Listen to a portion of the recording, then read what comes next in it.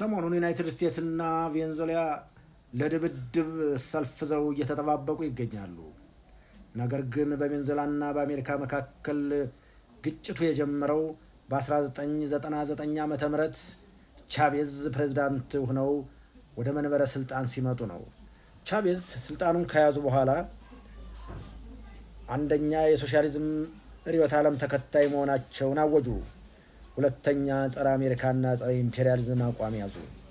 በዚህ ምክንያት አሜሪካ ሶሻሊዝምን እንደ በሽታ የምትሸሽ በመሆኗ በቬንዙዌላና በኩባ ሶሻሊዝም እያበበ ከመጣ ምናልባትም ለዩናይትድ ስቴትስ አሜሪካ አስጊ እንደሆነ ስለሚረዱ ቻቬዝን ከስልጣን ለማውረድ መፈንቅለ መንግስት አዘጋጁ። ነገር ግን መፈንቅለ መንግስቱ ሳይሳካ ቻቬዝም ስልጣናቸውን ይዘው ቀጠሉ።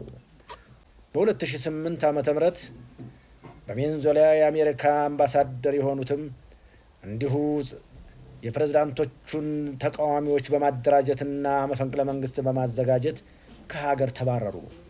ይህም በሁለቱ ሀገሮች መካከል የነበረውን ግንኙነት የበለጠ አሻከረው።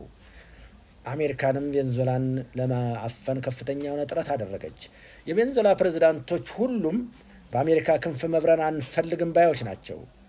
አሜሪካ ደግሞ ቬንዙዌላ በአሜሪካ መዳፍ ስር መግባት አለባት የሚል ከፍተኛ የሆነ ጥረት ታደርጋለች። ሰሞኑን እንደምንሰማው አሜሪካና ቬንዙዌላ ግጭት የጀመሩት በናርኮቲክ ወይም በዕፅ ምክንያት ነው የሚሉ ነው። ይሄ በአካባቢው የተለመደ ስለሆነ ለዚህን ያህል ግጭት የሚያደርስ አይደለም። ዋናው ጉዳይ የቬንዙዌላ ፕሬዝዳንቶች እና ህዝቡ በአሜሪካ ክንፍ ውስጥ መብረር አይፈልጉም። ጸረ አሜሪካ አቋም አላቸው።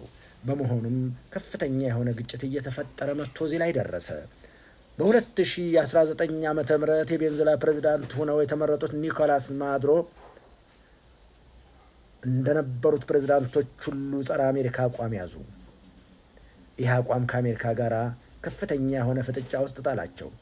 በሁለቱ ሀገሮች መካከል ጫፍ የደረሰው ግጭት የመጀመሪያው መነሻው በ1999 ዓመተ ምህረት ይህ ፕሬዝዳንት በአሜሪካ ላይ የያዘው አቋም ነው።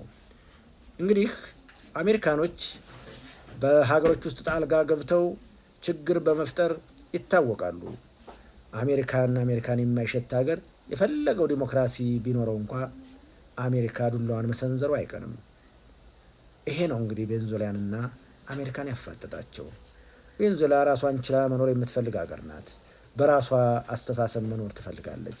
አሜሪካ ደግሞ ይህንን እድል መስጠት አትፈልግም።